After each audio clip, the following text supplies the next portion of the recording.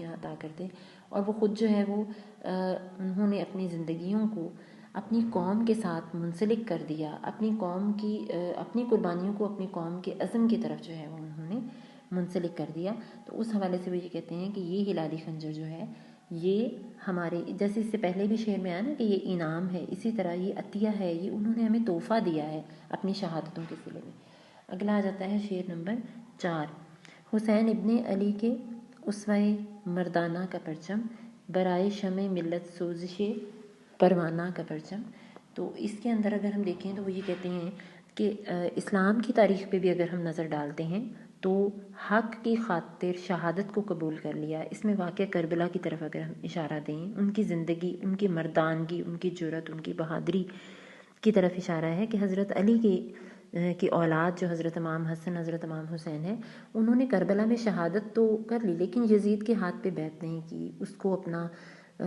خدا نہیں مانا، اس کے جو مقاصد تھے اس کو پورا نہیں ہونے دیا، اور انہوں نے اپنی شہادت اور اپنے خون سے اسلام کو روح بخش دی، اسلام کو زندگی دے دی۔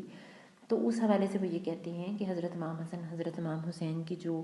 انہوں نے جو ایک داستان رقم کی، وہ سب اگر ہم دیکھیں تو وہ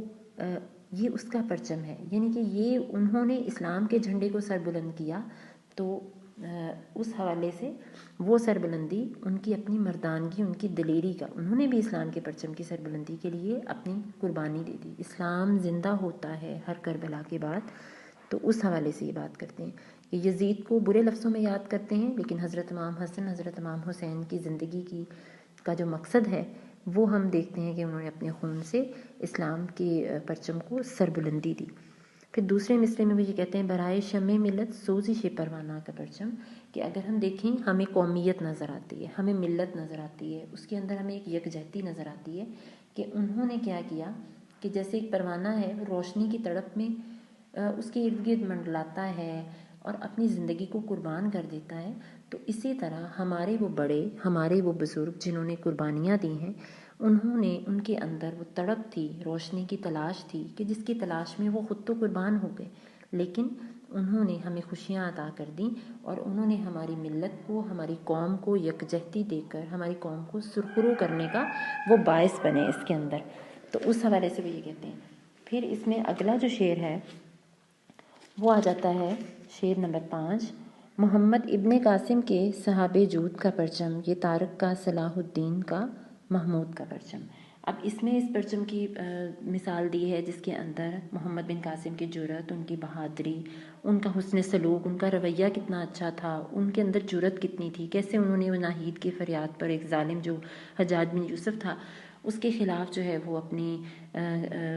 فوج کو جو ہے وہ ایک طرح سے مجتمع کیا، اکٹھا کیا، اور اس چھوٹی سی عمر میں اتنی بڑی ذمہ داری لے کر اپنے اسلام کی سربلندی کی خاطر انہوں نے اپنی زندگی کو جو ہے وہ ایک مقصد طے کر دیا۔ تو وہ یہ کہتے ہیں کہ صحابہ جود کی ترکیب جو ہے وہ اگر ہم دیکھیں تو اس لیے استعمال کی گئی کہ اس کا مطلب اس حوالے سے کہ جیسے ایک بادل برستا ہے، اس میں کوئی تفریق نہیں ہوتی، کوئی اختلاف نہیں ہوتا، کوئی تعصب نہیں ہوتا، تو اسی طرح انہوں نے اپنی سخاوت کی، انہوں نے ایک ابر باراں کی طرح وہ برسا، سب کے لیے مہربانی کرنے والا، سب پہ رحم کرنے والا، سب کا ساتھ دینے والا۔ تو آپ کی جو ہے وہ سخاوت اور آپ کی جو شخصیت ہے اس کا ہمیں آئینہ دار اس پرچم کے عکس میں ہمیں وہ سب کچھ نظر آتا ہے۔ تو یہ جو پرچم ہے یہ محمد بن قاسم کی بھی کوششوں کا پرچم ہے، اس کے عزم اور حوصلے کی کہانی بھی ہمیں نظر آتی ہے۔ تو اس کے اندر اگر ہم دیکھیں تو یہ ایک طرح سے مختلف قسم کی تلمیحات ہیں اس کے اندر، اس شعر کے اندر۔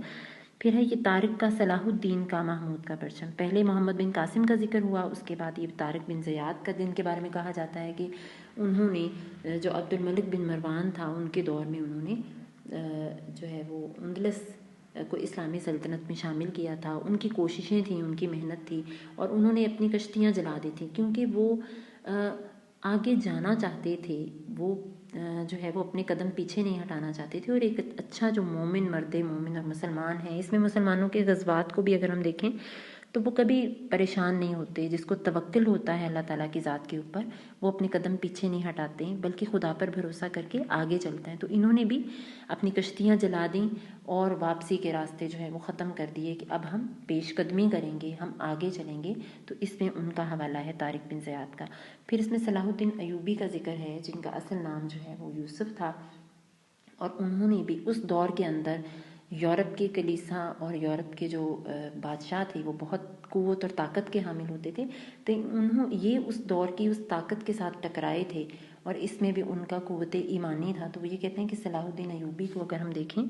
تو ان کی جرأت، ان کی بہادری کہ انہوں نے عیسائیوں سے جنگ لڑی، عیسائیوں کا مقابلہ کیا اور ان کے مقابلے میں اللہ کے پرچم کو بلند کیا، اسلام کے عزم اور حوصلے کو سربلندی ملی، تو یہ بھی ان کی اندر ایمان کی قوت تھی کہ انہوں نے طاقتوں کو، بڑے بڑے برج ہلا دیے اور اسلام کا جھنڈا جو ہے وہ گاڑ دیا۔ پھر اس کے اندر اگر ہم دیکھیں تو محمود غزنوی کی مثال ہے کہ انہوں نے بھی اگر ہم دیکھیں تو سومنات کا مندر توڑا، یعنی کہ یہ جتنی تلمیحات ہم اس شعر میں دیکھتے ہیں یہ سب ایسی ہیں جس میں ہمیں ایک عزم نظر آتا ہے، استقلال نظر آتا ہے، حوصلہ نظر آتا ہے، روشنی اور امید نظر آتی ہے۔ تو یہ بتانے کا مقصد یہ ہے کہ ہمیں بھی آج اپنے پرچم کو اگر محفوظ رکھنا ہے، تحفظ کرنا ہے، تو ہمیں ایسی ہی دلیری، بہادری، ثابت قدمی اور قوت ایمانی کی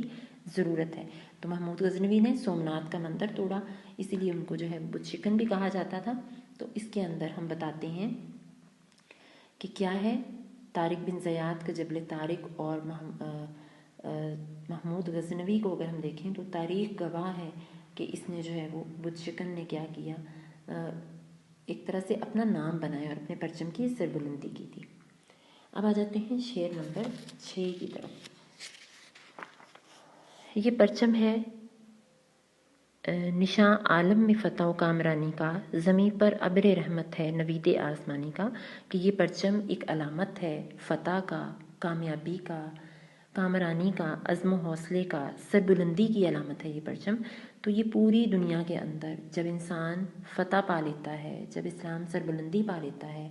ہم اسلام کے نام پہ جنگ لڑتے ہیں، اب پاکستان بھی اسلام کے نام پر قائم ہوا، تو وہ یہ کہتے ہیں کہ یہ پرچم جو ہے اس میں پوری دنیا کے اندر کامرانی کا، فتح کا کی علامت ہے۔ کہ یہی وجہ تھی کہ جب 1965 میں جب سرگودا، لاہور اور اس کے اندر سیالکوٹ کے اندر جب ہندو اپنی پیش قدمی کر رہے تھے، تو اس کے اندر جو ہے یہ ہمارے عزم و حوصلے کی علامت ہے کہ ایک طرح سے یہ اعزاز دیا گیا۔ تو اس میں وہ یہ کہتے ہیں کہ اس پرچم کی حیثیت جو ہے وہ بالکل ایسے ہے کہ جیسے زمین کے اوپر جو ہے وہ ابر رحمت برستا ہے، اور یہ خوشخبری ہے اللہ تعالیٰ کی طرف سے۔ تو اس حوالے سے بھی یہ کہتے ہیں کہ یہ پرچم ہمارے لیے خوشخبری ہے اور اللہ تعالیٰ کا کرم ہے جو پاکستان کی صورت میں، کیونکہ توحید کے نام کے اوپر جو ہے وہ پاکستان قائم ہوا، اور اس کے اندر اگر ہم دیکھیں تو پاکستان اسلامی ممالک میں جو 158 اسلامی ممالک ہیں اس میں واحد ایسا ملک ہے جو توحید کے نام پر قائم ہوا، اسلام کے نام پر قائم ہوا، رمضان میں یہ قائم ہوا، اور اس میں یہ امن کا، سلامتی کا اور اللہ تعالیٰ کی طرف سے دی گئی، آسمان کی طرف سے دی گئی ہمارے لیے خوشخبری ہے، رحمت ہے۔ اگلا شعر آ جاتا ہے شعر نمبر اس کا 7۔ یہ پرچم ہے روایات عظیم الشان کا پرچم، یہی پرچم ہے استقلال پاکستان کا پرچم۔ اب یہاں پر وہ کہتے ہیں کہ آج جو پرچم پاکستان کی فضا میں سربلند ہے، اس پرچم کو اگر ہم دیکھیں تو یہ ہمارے بزرگوں کی روایات ہیں، ہمارے بزرگوں کی قربانیاں ہیں، اور ہمارے اسلام کی سربلندی ہے، اسلامی ملک ہے۔ تو ہم جو ہے وہ اگر جرأت رکھیں، عزم رکھیں، مستقل مزاجی رکھیں، بہادری اور دلیری رکھیں،